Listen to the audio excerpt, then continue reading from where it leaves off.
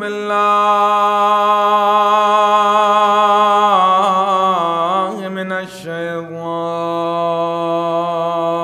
الرجيم. بسم الله الرحمن الرحيم. الحمد لله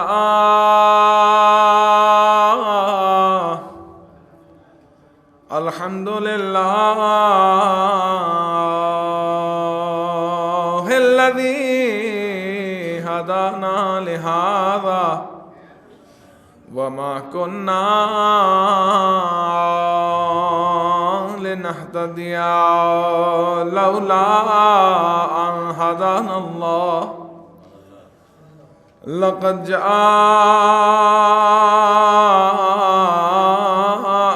رسل ربنا بالحق والصلاة والسلام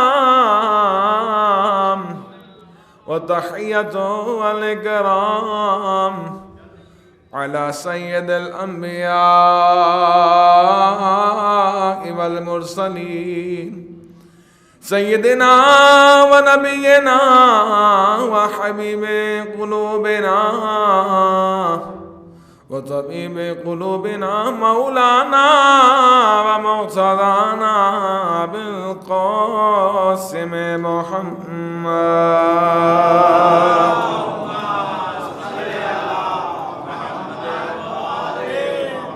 وعلى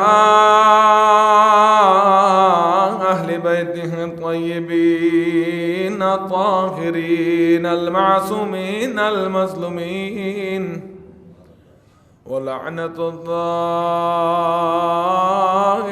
على أعدائك أجمعين من الآن إلى قيام يوم الدين. أما بعد، فقد قال الله تبارك وتعالى في محكم كتابه الكريم والفرقان الحميد وأصدق الصادقين وقوله الحق. بسم الله الرحمن الرحيم. إنما يريد الله ليذهب عنكم الرجس أهل البيت ويطهركم تطهيرا.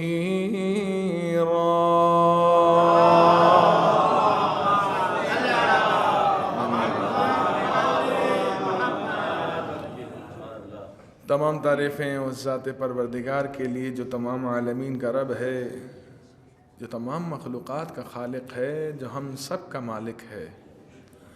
وہی ہے جو لائق حمد و ثنا ہے. اسی کے قبضۂ قدرت میں ہم سب کی جان ہے. اسی کے حکم سے ہم اس دنیا میں آئے ہیں اور اسی کے بلانے پر اس دنیا سے لوٹ کر چلے جائیں گے. اور تمام درود و سلام اللہ کی ان مقدس ترین ہستیوں پر کہ جنہیں فقط انسانوں کے لیے ہی نہیں بلکہ عالمین کے لیے شمع ہدایت بنا کر بھیجا گیا ہے. عظمت اہل بیت علیہ السلام پر مل کر بآواز بلند صلوات پڑھ لیجیے.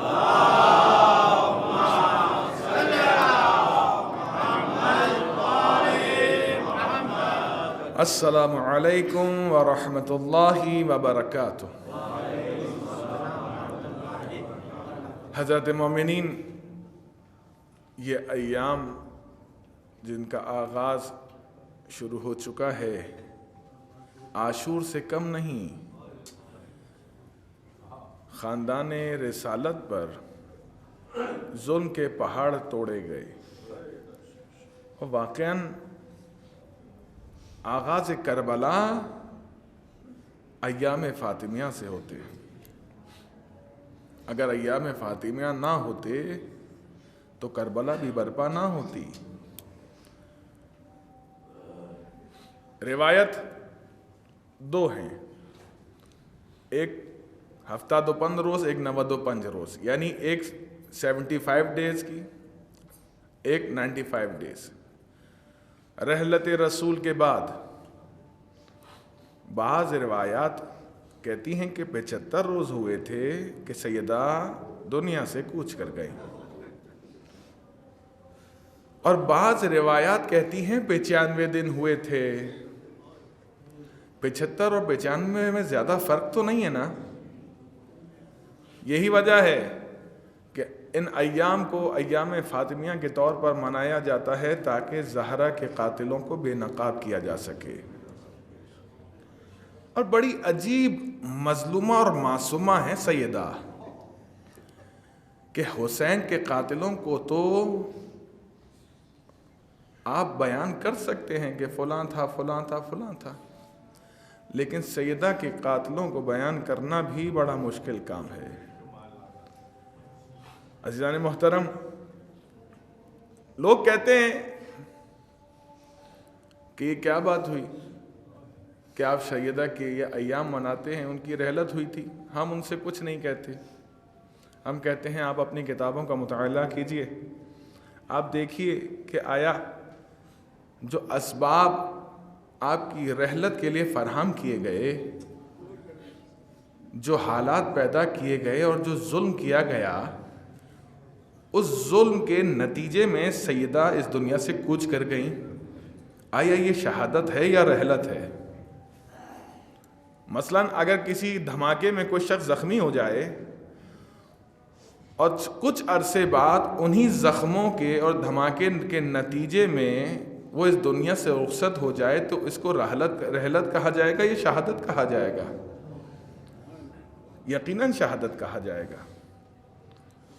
تو آپ سیدہ کے دنیا سے کوچ کرنے پر سوال نہ کریں، آپ اس بات کو دیکھیے، تاریخ کا جائزہ لیجئے، مطالعہ کیجئے کہ کیا ایسے اسباب تھے کہ 75 روز،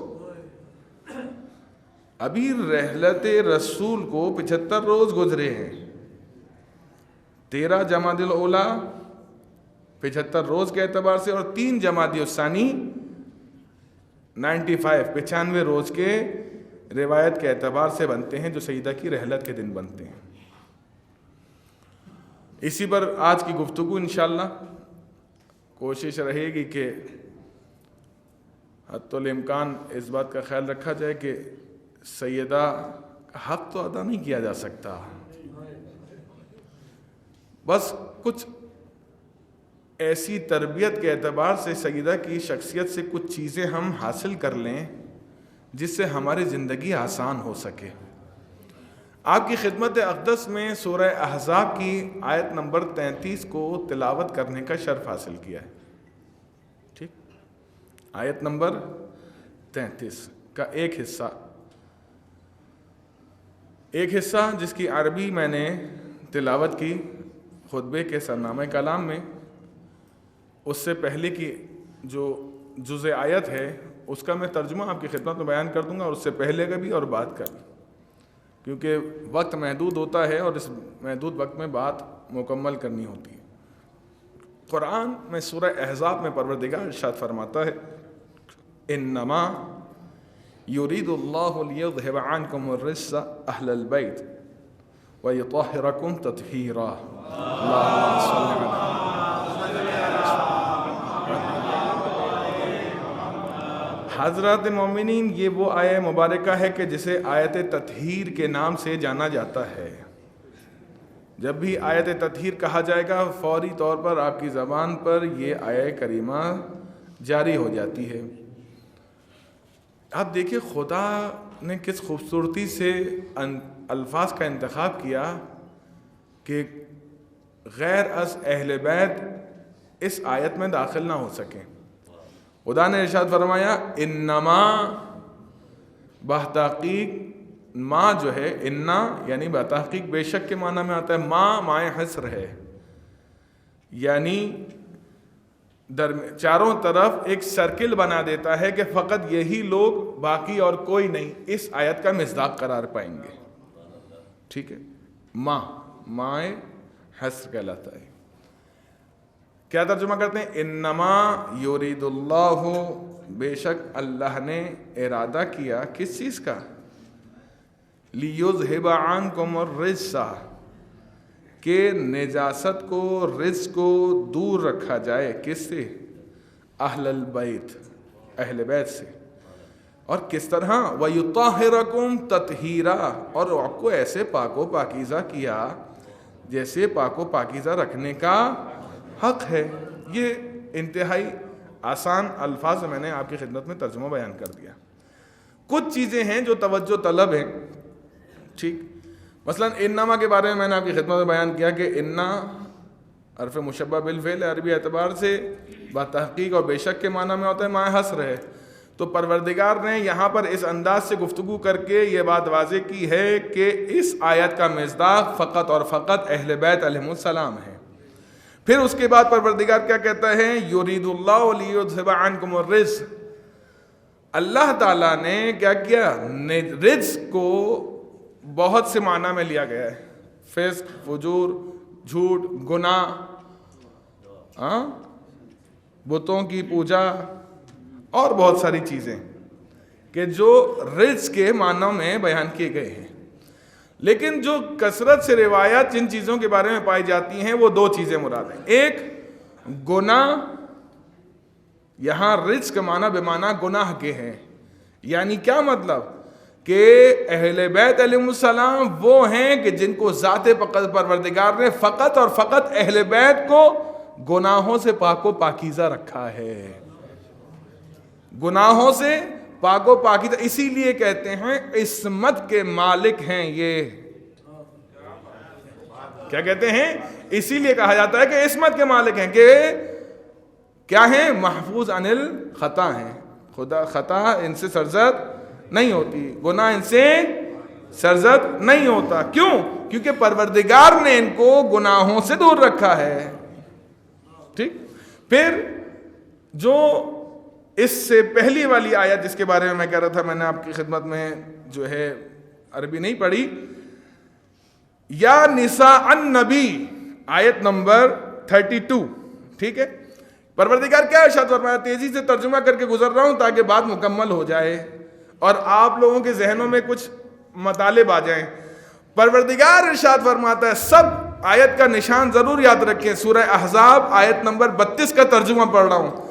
سورہ احزاب کی آیت نمبر 33 کا ایک جز ہے جسے آیت تطہیر کہا جاتا ہے، ٹھیک؟ میں اس وقت آیت نمبر 32 کا ترجمہ پڑھ رہا ہوں۔ کیا پروردگار ارشاد فرما رہا ہے؟ اے نبی کی بیویوں، ترجمہ میں پڑھ رہا ہوں، غور و فکر آپ کریں، صحیح ہے نا؟ ترجمہ میں پڑھ رہا ہوں، مجالس سے اتنا تو ہم نے سیکھ لیا، ٹھیک ہے، کہ درود کس پر بھیجنا ہے اور لعن کس پر کرنا ہے۔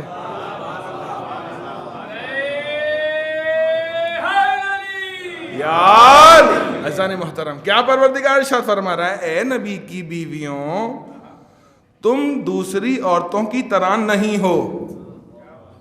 کتنا خوبصورت ترجمہ ہے نا، تم دوسری عورتوں کی طرح نہیں ہو۔ قرآن کہہ رہا ہے سورہ احزاب کی آیت نمبر 32 میں کہ تم کس کے لیے؟ ازواج رسالت ماب، رسالت ماب کی ازواج مطہرات کے لیے۔ کیا کہہ رہا ہے پروردگار؟ کہہ رہا ہے قرآن، پروردگار قرآن میں ارشاد فرما رہا ہے تم دوسری عورتوں کی طرح نہیں ہو۔ جو رسول کو اپنا جیسا کہتے ہیں وہ قرآن تو پڑھیں۔ جب قرآن کی آیت میں واضح اللہ نے بیان کیا ہے کہ رسول کی بیویاں دوسری عورتوں کی مانند نہیں، تو بھلا رسول تمہارے مانند کیسے ہو سکتے ہیں؟ توجہ ہے آپ کی؟ رسول کی جب ازواج دوسری عورتوں کی طرح نہیں ہیں تو بھلا رسول پھر ہم جیسے کیسے ہو سکتے ہیں؟ یہ وہی لوگ عجیب عقیدہ رکھتے ہیں کہ رسول ہم جیسے ہیں، مثلاً کیسے ہو سکتے ہیں بھلا؟ قرآن تو ان کی ازواج کو بھی نہیں کہہ رہا کہ تمہاری عورتوں جیسے ہیں۔ تم کیا کرنے جا رہے ہو؟ کیا کہہ رہے ہو؟ بہرحال قرآن کہہ رہا ہے، ترجمہ میں پڑھ رہا ہوں، اے نبی کی بیویوں تم دوسری عورتوں کی طرح نہیں ہو۔ کب انہیں شرطیہ، کب بھائی، کب تم دوسری عورتوں کی طرح نہیں ہو؟ اگر تم تقوی رکھتی ہو. توجہ ہے آپ کی؟ میں ترجمہ پڑھ رہا ہوں، آپ سمجھتے جائیے. کیا اے رسول کی بیویوں تم دوسری عورتوں کی طرح نہیں ہو؟ انہیں شرطیہ ہے. کیا کہتے ہیں؟ اگر تم تقوی رکھتی ہو تو نرم لہجے میں باتیں نہ کرو. ایک بات بالکل واضح کر دوں کہ یہاں مخاطب جو ہیں وہ ازواج رسول ہیں، لیکن یہ حکم دنیا کی تمام مسلمان عورتوں کے لیے ہے. یہ نہ سمجھا جائے کہ کوئی مثلا رسول کی بیویوں کے لیے کہہ دیا کہ نرم لہجے میں بات نہ کریں باقی خواتین. نہیں عزیز جان، مومنہ کی علامت، ایک مومنہ کیسے پہچانی جاتی ہے؟ اپنے لہجے سے. توجہ رکھیے میری بات کو، توجہ دیجیے گا. اپنے گھر کی بچیوں کو ہمیں اس طرح تربیت کرنی ہے. کس طرح؟ کہ اگر دروازے پر کوئی آ جائے تو میٹھی میٹھی آواز میں گفتگو نہ کرو، آواز کو بنا کر باتیں نہ کرو، بلکہ مردانہ لہجے میں گفتگو کرو. قرآن کہہ رہا ہے، قرآن کیا کہہ رہے ہیں؟ کہ نرم لہجے میں باتیں نہ کرو. یہ ازواج مطہرات اس سے مخاطب ہیں، لیکن اذان یہ تمام امت مسلمہ میں جتنی بھی خواتین ہیں ان سب کے لیے حکم ہے، ہر عام و خاص کے لیے. کیا؟ کہ اپنے لہجے کو نرم نہ کرو. کب؟ جب غیر جنس اور نامحرم سے تم مخاطب ہو. ٹھیک ہے؟ ہمارے ہاں ادب سکھانے کے نام پر ایک غلطی کی جاتی ہے. بچے اور بچیوں کو جب ادب سکھایا جا رہا ہوتا ہے تو ایک غلطی جو ہوتی ہے وہ یہ غلطی ہو رہی ہوتی ہے کہ بچوں کو سکھایا جاتا ہے بیٹا نرم لہجے میں بات کرو، پیار و محبت سے بات کرو، آواز دھیمی ہونی چاہیے، اس انداز سے بات کرو کہ تم سے لوگ متاثر ہوں. لیکن یہ لڑکوں کے لیے بہتر ہے، لڑکیوں کے لیے نہیں. لڑکیاں اگر نرم لہجے میں میٹھے انداز میں کسی سے گفتگو کریں گی، قرآن کیا کہتا ہے؟ قرآن یہ کہتا ہے کہ جن کے دلوں میں مرض ہوگا ان کے دلوں میں برائی پیدا ہوگی. آپ دیکھیں اہل بیت علیہ السلام نے کیسے تربیت کی ہے. مثال دوں آپ کی خدمت میں، اہل بیت علیہ السلام نے ایسے تربیت کی ہے کہ جب علی کی بیٹی شام کے دربار میں گفتگو کر رہی تھی تو لوگوں کو سمجھ میں نہیں آیا یہ علی کی بیٹی بات کر رہی ہے یا علی بات کر رہی ہے.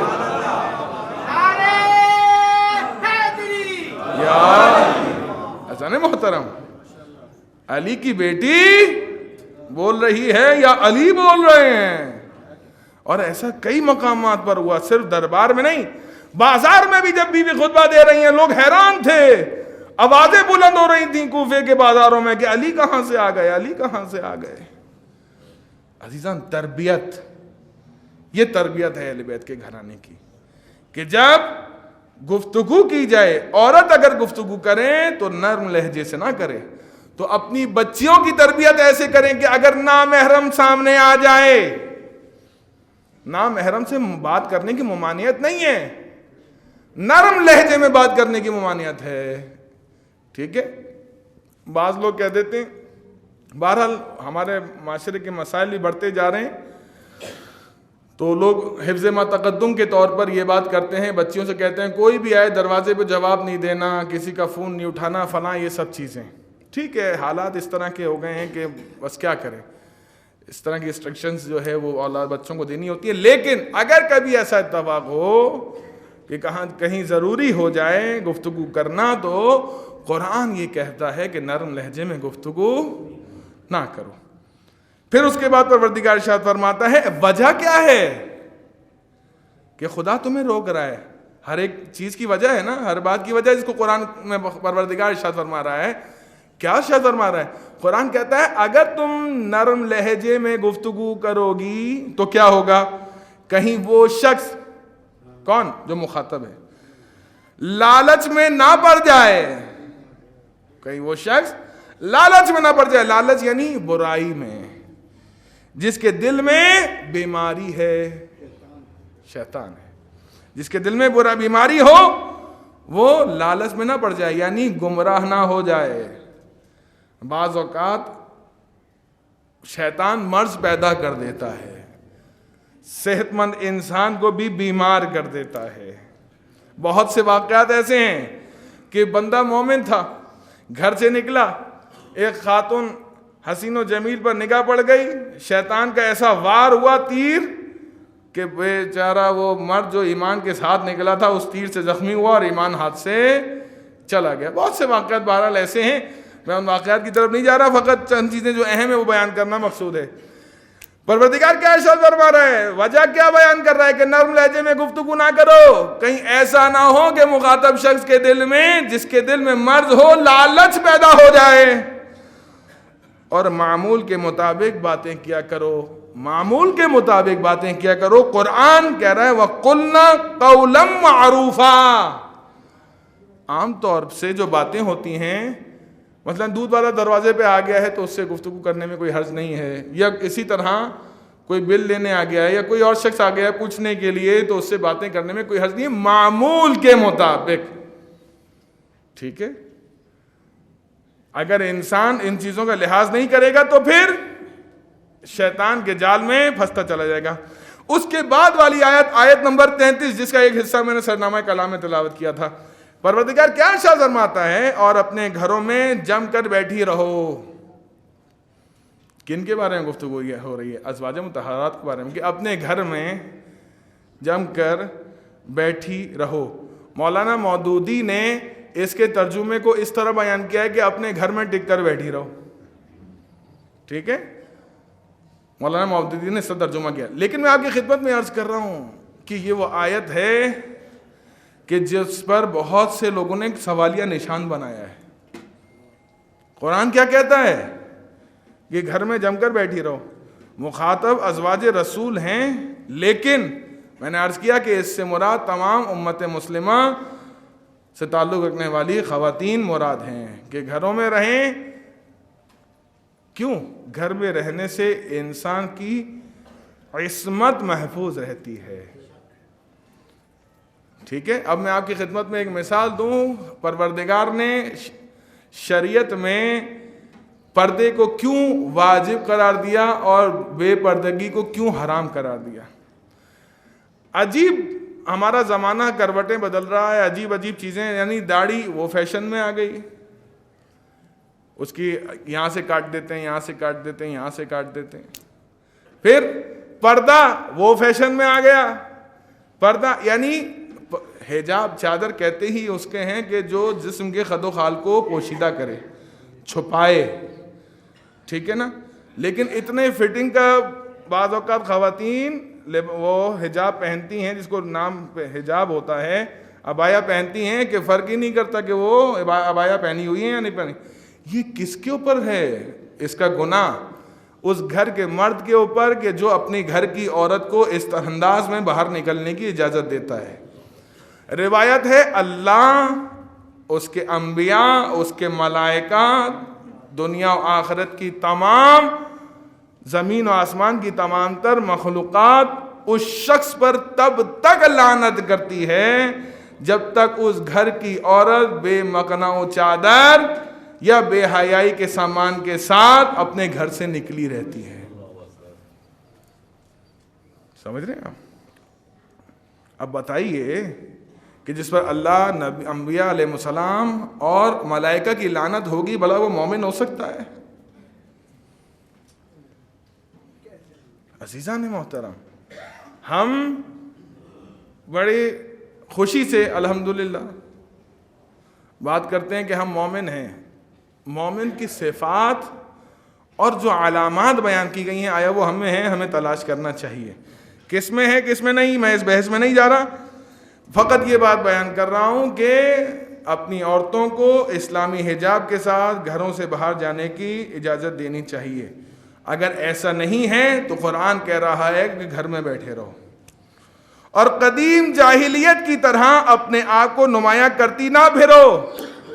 جیسے زمانے جاہلیت میں، یہاں زمانے جاہلیت سے مراد مبعوث بے رسالت، اعلان نبوت اور اعلان رسالت سے پہلے کا زمانہ ہے، جب عورتیں بناؤ سنگار کے ساتھ بازاروں میں جایا کرتی تھیں۔ عورتیں بناؤ سنگار کے ساتھ بازاروں میں گھما پھرا کرتی تھیں، اس دور کی طرف پروردگار نے اشارہ کیا ہے کہ دور جاہلیت کی طرح نہ ہو جاؤ. جیسے عورتیں بناؤ سنگار کے ساتھ کہاں نکلا کرتی تھیں؟ بازاروں میں نکلا کرتی تھیں. بازار وہ جگہ ہے کہ جہاں سب سے زیادہ انسان گناہوں میں مبتلا ہونے کا اس کے لیے امکان پایا جاتا ہے. کہتے ہیں کہ آپ اپنے آپ کو نمایاں کرتی نہ پھرو، نیز نماز قائم کرو اور زکوٰۃ دیا کرو. یہ وہ گفتگو ہے کہ جو گفتگو ازواج رسول سے مخاطب ہو کر پروردگار نے کی، ٹھیک ہے. اور اس کے بعد یہ بات بھی واضح کر دی گئی کہ روایات میں یہ ہے کہ مخاطب ازواج رسول ہیں، لیکن امت مسلمہ کی تمام عورتیں، جس طرح سے امیر کائنات نے اپنی وصیت امام حسن اور امام حسین علی مقام سے ارشاد فرمائی تھی، لیکن اس سے مراد چونکہ علی اور نبی تمام امت کے باپ ہیں، تو لہٰذا وہ وصیت فقط امام حسن اور امام حسین علیہ السلام کے لیے نہیں تھی، بلکہ تمام امت کے لیے تھی جو امام نے وقت آخر میں وصیتیں فرمائی ہیں. یہاں آ کر بات رک گئی اور گفتگو رک گئی. اب بہت سے مفسرین نے انہی آیت کو آیت تطہیر سے جوڑا ہے. کہتے ہیں سیاق و سباق کا ایک طریقہ کار یہ ہے کہ پہلے اور بعد والی آیتوں کو دیکھا جائے. اب تک جو میں نے ترجمہ بیان کیا تھا وہ تھا گزشتہ آیت کا ترجمہ، اور آیت 33 کی اس آیت تطہیر یعنی جزء آیت جو ہے اس سے پہلے کا ترجمہ. یہاں آ کر بات پروردگار نے روک دی، زکوٰۃ دیا کرو، ٹھیک ہے. اس کے بعد واو نہیں ہے. واو اگر ہوتا تو ہم کہتے کہ تسلسل ہے گفتگو کا، بلکہ یہاں بات کو روکا گیا ہے، پھر انما کے ذریعے سے گفتگو کا آغاز کیا ہے، یعنی یہ ایک نیا موضوع ہے. یہ ایک نیا موضوع ہے، ٹھیک ہے. اب قرآن کیا کہہ رہا ہے؟ انما یرید اللہ لیذھب عنکم الرجس. اس میں جو لفظ عنکم استعمال ہوا ہے، اگر اس آیت سے مراد بھی ازواج مطہرات یا ازواج رسول ہوتی تو ہرگز پروردگار جمع مذکر کی ضمیر کو استعمال یعنی عنکم کو استعمال نہیں کرتا، عنکنہ کو استعمال کرتا. یعنی جس طرح کے پیچھے کی آیتوں میں بیوتکن استعمال کیا ہے، یہاں پر بھی جمع مؤنث کی ضمیر استعمال کرتا، لیکن نہیں، یہ تب ہوتا ہے جمع مؤنث کی ضمیر کب استعمال ہوتی ہے؟ جب سب کے سب مرد ہوں. جب سب کے سب مرد ہوں.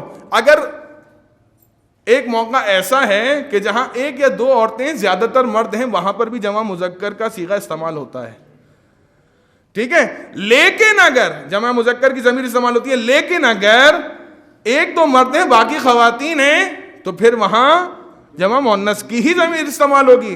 لیکن یہاں عنکم یہ ضمیر جمع مؤنث بتا رہی ہے کہ یہاں کثرت مردوں کی ہے،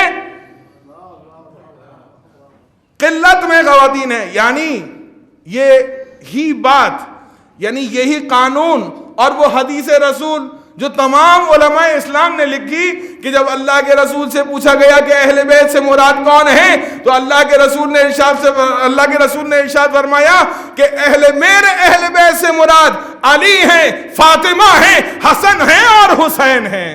اللہم صل علی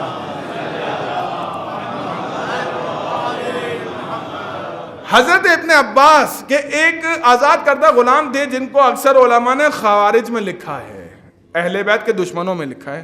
اکرامہ نام تھا ان کا. وہ اس آیت کے بارے میں 3 قول ہیں. ایک قول تو ازواج رسول سے متعلق ہے، ٹھیک ہے، مسلمانوں کی بات کر رہا ہوں. مسلمانوں میں اس جزء آیت کے بارے میں 3 اقوال پائے جاتے ہیں. ایک قول تو یہ کہتا ہے کہ اس سے مراد کون ہے؟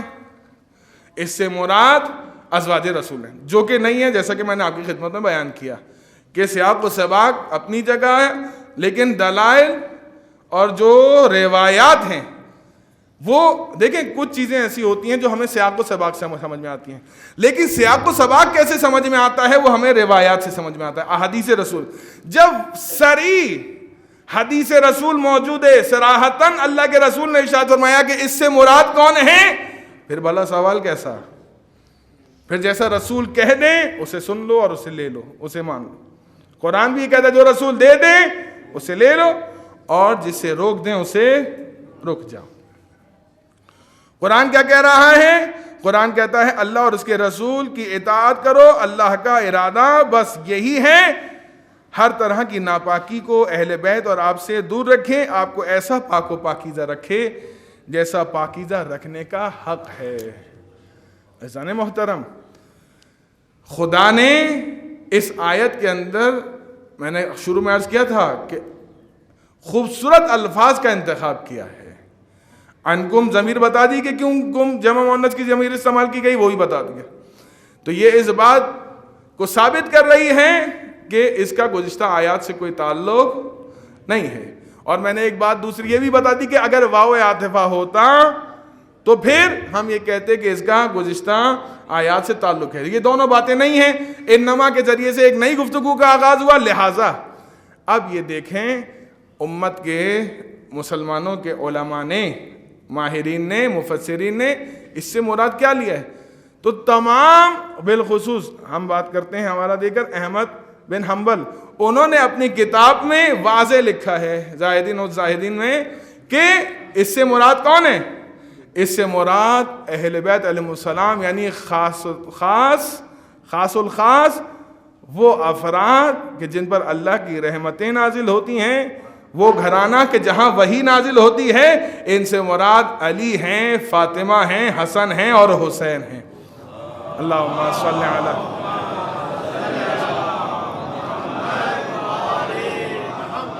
اب تک تو تھی یہ ملی جلی بات، اب ہم اپنی بات کرتے ہیں۔ ہر مجلس اور محفل کے آغاز میں حدیث قصہ کی تلاوت کی جاتی ہے۔ نوجوانوں کے لیے عرض کر رہا ہوں، خصوصی طور پر سنیں، ہر مجلس کی ابتدا اور محفل کی ابتدا حدیث قصہ کی آغاز سے ہوتی ہے۔ حدیث قصہ کو بہت سے لوگوں نے مشکوک بنانے کی بھی کوشش کی ہے، لیکن حدیث قصہ ثابت ہے اور علماء نے اس کی اسناد کو بیان کیا ہے، بزرگان نے، ٹھیک ہے۔ حدیث قصہ در حقیقت ہے کیا؟ حدیث قصہ آیت تطہیر کا شان نزول ہی ہے۔ اب آپ یہ دیکھیے، حدیث قصہ جو شان نزول کو ہم دیکھتے ہیں، اس آیت تطہیر کے جو دلیل ہیں اہل بیت علیہ السلام کی عصمت و پاکیزگی کی، اس کا مرکز کس کو قرار دیا ہے؟ حدیث قصہ کو تلاوت کریں تو آپ دیکھتے ہیں ہم فاطمہ و ابوہا و بعلوہا و بنوہا۔ کون؟ اللہم صلی علی محمد۔ کون ہے جو آیت تطہیر کی مصداق ہیں اور کون ہیں جو عصمت و طہارت کے منبع و مرکز ہیں؟ وہ سیدہ کونین حضرت فاطمہ زہرا سلام اللہ علیہا ہے۔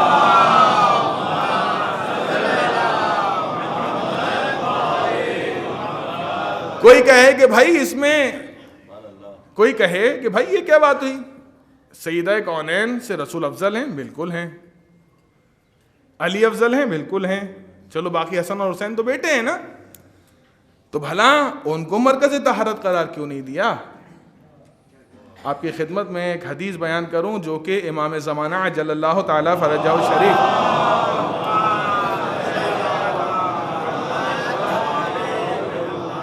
امام کیا ارشاد فرماتے ہیں؟ امام ارشاد فرماتے ہیں کہ ہماری دادی سیدہ طاہرہ صدیقہ فاطمہ زہرا ہم پر اسی طرح حجت ہیں جس طرح ہم تم پر حجت ہیں۔ یعنی امام زمانہ کیا ارشاد فرما رہے ہیں کہ ہم اہل بیت پر اللہ نے ہماری دادی جدہ ماجدہ فاطمہ زہرا کو حجت قرار دیا ہے۔ فقط یہ نہیں، ایک ایسا ربط نبوت اور امامت کے درمیان جو ذات پروردگار نے قائم کیا ہے اسے فاطمہ کہتے ہیں۔ وہ سیدہ، وہ طاہرہ، وہ صدیقہ، وہ مرضیہ، وہ محدثہ کہ جن کے مراتب آپ دیکھیں کہ پروردگار نے حضرت مریم کے لیے جب آیت میں لفظ کا انتخاب کیا، طہرکے لفظ استعمال کیا کس کے لیے؟ جناب مریم کے لیے۔ اور جب صدیقہ طاہرہ فاطمہ زہرا کے لیے الفاظ کا انتخاب کیا تو کیا ارشاد فرمایا؟ یطہرکم تطہیرا. عجیب واقعا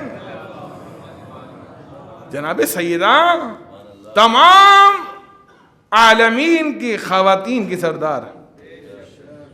ٹھیک ہے، دنیا میں تا قیامت یہ چیلنج ہے ہر اس شخص کو جو اپنے آپ کو انسان میں شمار کرتا ہے کہ میں انسان ہوں، اس کے لیے کہ مثل سیدہ کوئی ایک خاتون لے آؤ. ٹھیک ہے، مثل سیدہ فاطمہ زہرا کوئی ایک خاتون لے آؤ کہ جو خود تمام عالمین کی خواتین کی سردار ہیں، بابا نبیوں کے سردار ہیں، شوہر آپ کے ولیوں کے سردار ہیں، تو بیٹے جوانان جنت کے سردار ہیں. کوئی ایک عورت، کوئی ایک خاتون ایک لے آئیے تا قیامت کہ جو کہیں کہ سیدہ کے مد مقابل ہے. نہیں عزیزان، ذات پروردگار نے آپ کو سرچشمہ طہارت قرار دیا ہے، اور ایسی طاہرہ اور ایسی صدیقہ کہ پوچھا گیا کہ آپ کا نام فاطمہ کیوں رکھا؟ اس لیے کیونکہ آپ کی اطاعت کرنے والوں کی آپ شفاعت فرمائیں گی. جو آپ کی عزیزان محترم، اپنی گفتگو کو یہاں روک کے دعا کرتے ہیں. پالنے والے تجھے واسطہ سیدہ فاطمہ زہرا سلام اللہ علیہا کا ہماری اس قلیل سی عبادت کو اپنی بارگاہ میں قبول فرما. پالنے والے تمام حاضرین نماز کی شرعی حوائج کو اپنی بارگاہ میں قبول فرما. پالنے والے ہم سب کے گناہوں کی مغفرت فرما، ہمارے مرحومین کے گناہوں کی مغفرت فرما. پروردگار ہمارے اور ہمارے مرحومین کی خطاؤں سے درگزر فرما. پالنے والے تجھے واسطہ محمد و آل محمد کا جو مومنات بے گھر ہیں، کرائے کے مکانوں میں کرائے کی اذیتیں اٹھا رہے ہیں، پروردگار ان سب کو اپنا ذاتی مکان نصیب فرما. اس مکان میں عزائے شبیر منانے کی توفیق عنایت فرما. پروردگار جو بے اولاد ہیں ان کو اولاد کثیر صحیح و سالم عنایت فرما. رب کائنات تیری بارگاہ میں دعا گو ہیں جو والدین اپنے بچوں کے رشتوں کے مسائل میں مبتلا ہیں، ان کے مسائل کو حل فرما. تمام حاضرین نماز میں سے جو بھی پریشانیوں میں بلاؤں میں مبتلا ہیں، ان سب کی پریشانیوں کو بلاؤں کو دور فرما. پروردگار حاضرین نماز میں کل مومنات میں جو بھی بیمار ہیں یا ان کے خانوادے فیملیز میں جو بھی بیمار یا کسی بھی وبا میں مبتلا ہیں، رب کائنات بحق سیدہ طاہرہ ان سب کو شفائے کاملہ و عاجلہ عنایت فرما. رب کائنات تیری بارگاہ میں دعا گو ہیں جو مومنین بے گناہ اسیر ہیں، ان سب کو رہائی عنایت فرما. پروردگار تیری بارگاہ میں دعا گو ہیں ملک پاکستان مکتب تشیع کی تمام مسلمانوں کی حفاظت فرما. پروردگار تیری بارگاہ میں دعا گو ہیں دشمنان اہل بیت، دشمنان اسلام، دشمنان پاکستان کو نیست و نابود فرما. پروردگار تیری بارگاہ میں دعا گو ہیں مرنے سے پہلے تمام ائمہ علیہ السلام کی زیارات نصیب فرما. مرنے کے بعد قبر میں سید کونین کی شفاعت نصیب فرما. پالنے والے اپنی آخری حجت کے ظہور میں تعجیل فرما، ہمیں امام کے ادنا ترین غلاموں میں شمار فرما.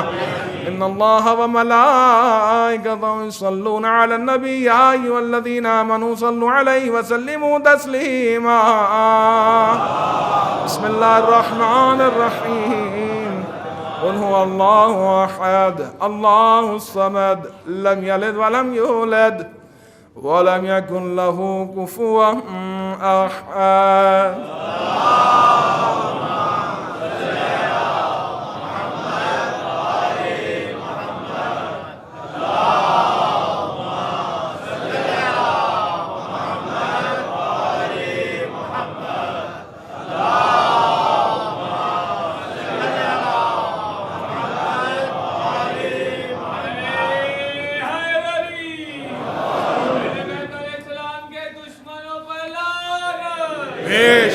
اعوذ باللہ من الشیطان الرجیم. بسم اللہ الرحمن الرحیم. الحمد لله رب العالمين. اللهم لك الحمد بديع السماوات والأرض الجلال والإكرام رب الأرباب وإله كل معلوم وخالق كل مخلوق ووارث كل شيء ليس كمثله شيء وهو بكل شيء محيط. أنت الله لا إله إلا أنت الأحد المتوحد الفرد المتورد. أنت الله لا إله إلا أنت الكريم المتكرم.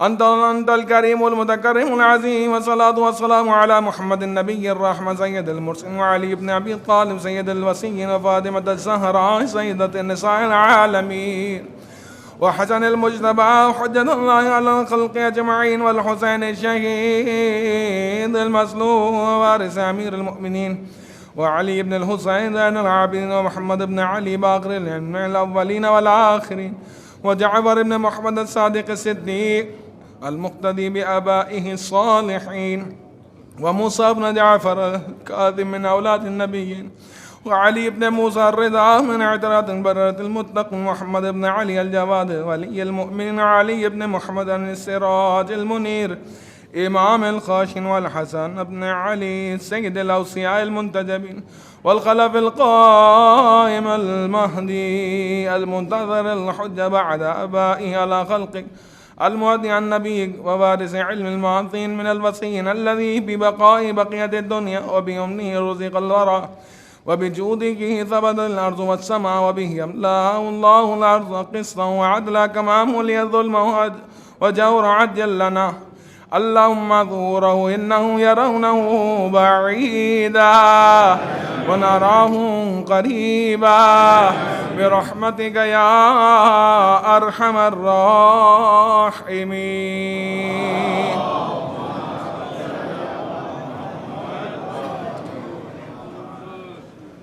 اعوذ باللہ من الشیطان الرجیم. بسم اللہ الرحمن الرحیم وبہ نستعین. حضرات مومنین، سیدہ طاہرہ کا تذکرہ ہے اور میں نے آپ کی خدمت میں عرض کیا کہ سیدہ طاہرہ کس کی اطاعت، کس کی شفاعت فرمائیں گی؟ جو سیدہ کی اطاعت کرے گا. یقیناً جو سیدہ فاطمہ زہرا کی اطاعت کرے، سیدہ اس کی شفاعت فرمائیں گی. سیدہ سے بڑھ کر کون شافع میسر ہو سکتا ہے؟ جس کا گھر راہ خدا میں قربان ہو جائے. عزیزان محترم، سیدہ کی سیرت جہاں تمام خواتین نساء العالمین، جتنی بھی عالمین کی خواتین ہیں، ان کے لیے کیا ہے؟ نمونہ عمل. جس طرح ذات رسالت مآب کے لیے پروردگار نے کیا ارشاد فرمایا کہ آپ تمام عالمین کے لیے نمونہ عمل ہیں، آئیڈیل ہیں. اسی طرح سیدہ طاہرہ کے لیے، سیدہ طاہرہ دنیا کی تمام عورتوں کے لیے آئیڈیل شخصیت ہیں. فقط عورتوں کے لیے بھی نہیں بلکہ مردوں کے لیے بھی، کہ کس طرح سے ولایت کا دفاع کیا جاتا ہے. عزیزان محترم، خدا کی قسم، ہم سیدہ کی سیرت کا اگر مطالعہ کریں کہ وہ جو کائنات کی سردار ہیں، وہ جن کے ہاتھ میں ہر چیز خدا نے اختیار دے رکھا ہے، کائنات کی ہر چیز آپ کے اختیار میں ہے، اس کے باوجود ہم دیکھتے ہیں کہ سیدہ گھر میں جھاڑو لگا رہی ہیں، سیدہ گھر کے کاموں میں مشغول ہیں. عزیزان محترم، بھلا ہم لوگ کیوں اس چیز کو بھول جاتے ہیں؟ دو مثالیں دوں گا اور اپنی گفتگو کو جو ہے وہ آخری مرحلے میں داخل کروں گا. ایک مثال مردوں کے لیے، ایک مثال خواتین کے لیے. مردوں کے لیے کہ خواتین کا ہاتھ بٹانا ہم اپنے لیے باعث شرم سمجھتے ہیں. گھر کے بعض بزرگ جو ہے اگر بیٹے کو دیکھ لیں کہ بہو کا ہاتھ بٹا رہا ہے کسی کام میں، فوراً اس پر تانے دینے لگتے ہیں، زن مرید اور فلاں، یہ سب چیزیں. امیر کائنات کے لیے روایت ہے کہ جب گھر میں داخل ہوا کرتے تھے اور دیکھتے تھے کہ فاطمہ زہرا جھاڑو لگا رہی ہیں تو فاطمہ سے جھاڑو لے لیا کرتے تھے اور خود جھاڑو لگاتے تھے. کیا کہیں گے اس بارے میں وہ افراد کہ جو اپنی ازواج کا ہاتھ بٹاتے ہیں مرد، ان کو جو تانے دیتے ہیں وہ افراد.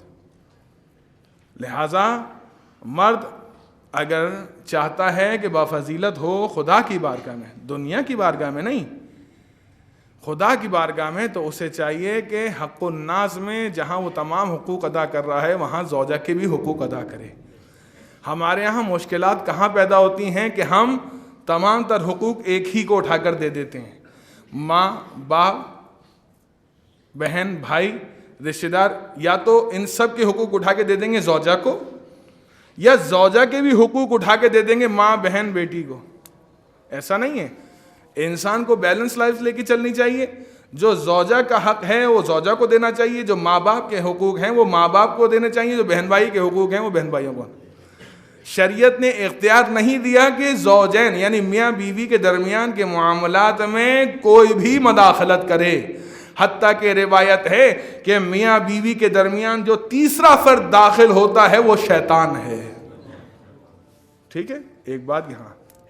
دوسری بات، وہ خواتین جو تھوڑا سا پڑھ لیتی ہیں اور پھر حقوق کی بات کرنے لگتی ہیں، وہ کہتی ہیں جناب میں کیوں بھلا گھر کی جھاڑو لگاؤں، میں بھلا کیوں برتن دھوؤں، میں کیوں بھلا کھانا بناؤں، میری ذمہ داری نہیں ہے.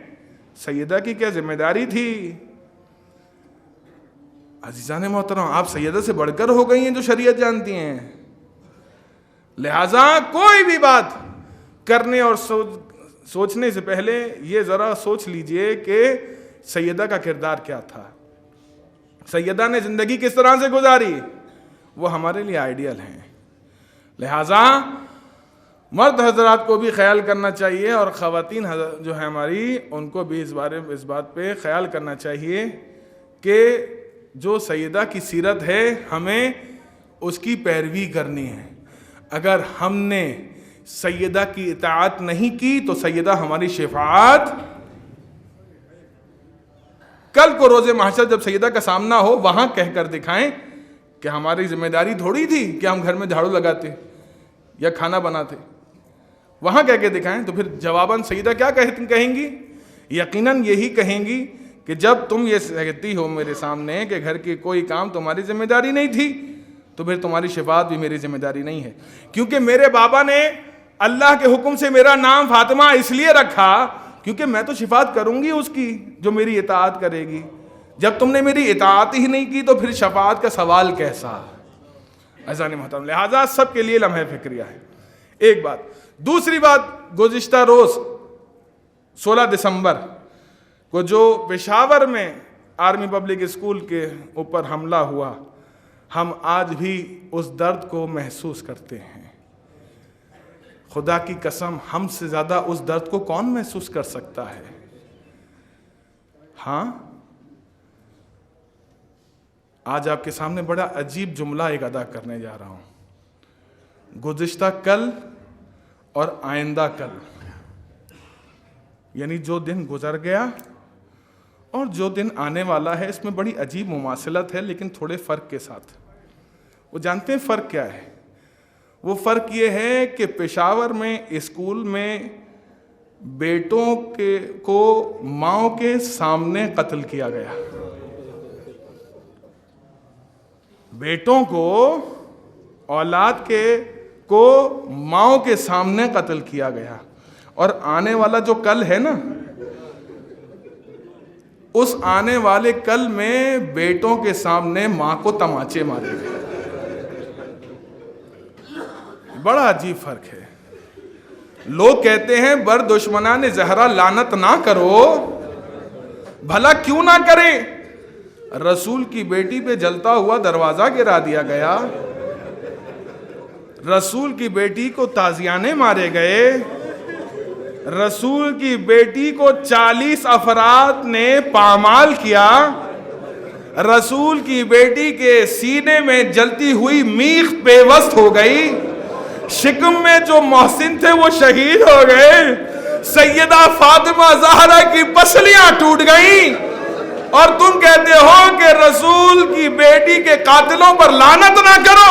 جو رسول کی بیٹی کے قاتلوں پہ لعنت نہ کرے اس پر اللہ کی لعنت. عزیزان محترم، ہم تو گزشتہ کل جو واقعہ گزر گیا، جو ہوا تاریخ میں، بچوں کو قتل کیا گیا ماؤں کے سامنے، ان قتل کرنے والوں پر بھی لعنت کرتے ہیں۔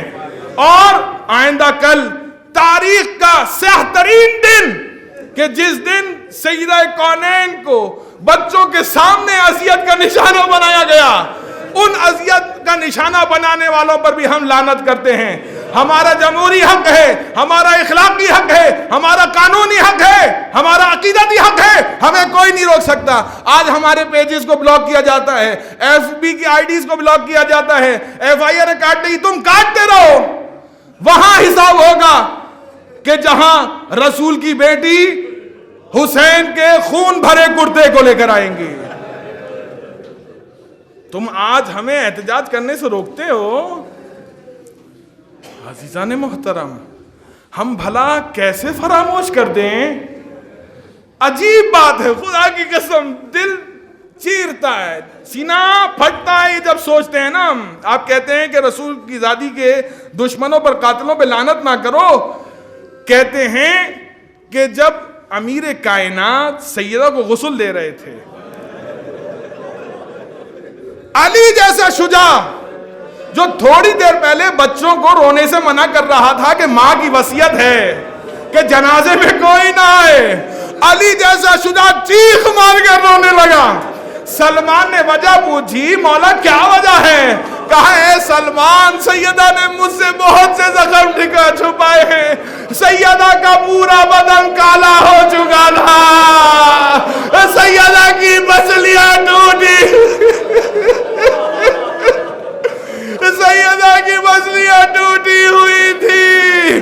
عزاداروں، ایک سوال مولا سے کسی نے کر لیا، امام حسن سے ایک سوال کیا کہ سیدہ ہر وقت اپنے چہرے پر ہاتھ کیوں رکھا کرتی تھیں؟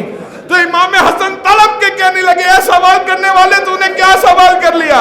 کہا ایک دفعہ میں مدینے کی گلی سے گزر رہا تھا تو وہ شخص میرے نزدیک آیا، میری ماں سے تحریر مانگی جو میرے جد نانا رسول اللہ نے لکھی تھی، میری ماں نے دینے سے انکار کر دیا تو ظالم نے ایسا تماچا مارا، میری ماں زمین پر گر گئی، میری ماں کے چہرے پر وہ نشان تھا جس کو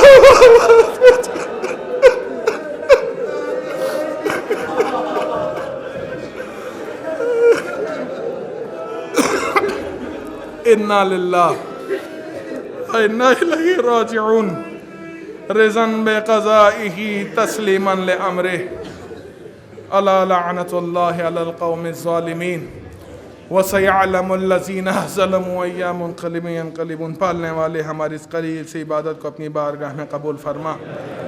پالنے والے تجھے واسطہ محمد و آل محمد کا سیدہ کونین پر آنے والی مصیبتوں کا واسطہ، جتنے بھی نمازی ہیں پروردگار ان سب کی شرعی حوائج کو اپنی بارگاہ میں قبول فرما، ہمارے گناہوں کی مغفرت فرما، ہمارے زمانے کے امام کو ہم سے راضی و خوشنود فرما، رب کائنات سیدہ کونین کی شفاعت ہم سب کو نصیب فرما، پالنے والے اپنی آخری حجت کے ظہور میں تعجیل فرما، ہمیں امام کے ادنا ترین غلاموں میں شمار فرما۔ ان اللہ و ملائکتہ یصلون علی النبی یا ایھا الذین آمنوا صلوا علیہ وسلموا تسلیما۔